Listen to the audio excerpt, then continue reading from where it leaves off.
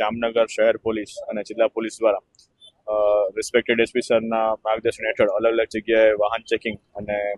Food પેટ્રોલિંગનું આયોજન કરવામાં આવેલું છે। ખાસ કરીને જ્યાં ભીડભાડવાળા જગ્યાઓ છે અથવા તો જે જગ્યાઓ પર વધારે પબ્લિક થવાના શક્યતાઓ છે એ તમામ જગ્યાઓએ વાહન ચેકિંગ દ્વારા કોઈ ડ્રિંક એન્ડ ડ્રાઈવનો બનાવ ના બને અથવા તો કોઈ જે વાહન ને લગતા કેસીસ છે તેમજ કોઈ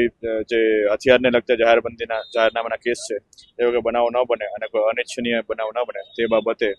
જિલ્લા એલસીબી, જિલ્લા એસઓજી તેમજ શહેર ડિવિઝનના એબીસી પોલીસ સ્ટેશન, બડી પોલીસ સ્ટેશન દ્વારા ચેકિંગ હાથ ધરવામાં આવી રહ્યું છે અને આવનારા દિવસોમાં આ પ્રકારનું ચેકિંગ ચાલુ રહેશે। સાહેબ, જે ભાગોળે પ્રતિપક્ષના આયોજન થઈ રહ્યા છે તો કઈ પ્રકારની આવતીકાલે પોલીસ આવતીકાલે પણ આ જ પ્રકારે અલગ અલગ ચેકપોસ્ટોના આધારે વાહન ચેકિંગ, કોઈ ડ્રિંક એન્ડ ડ્રાઈવના કેસીસ છે કે એ ચેક કરવામાં આવશે। એ સિવાય જે અન્ય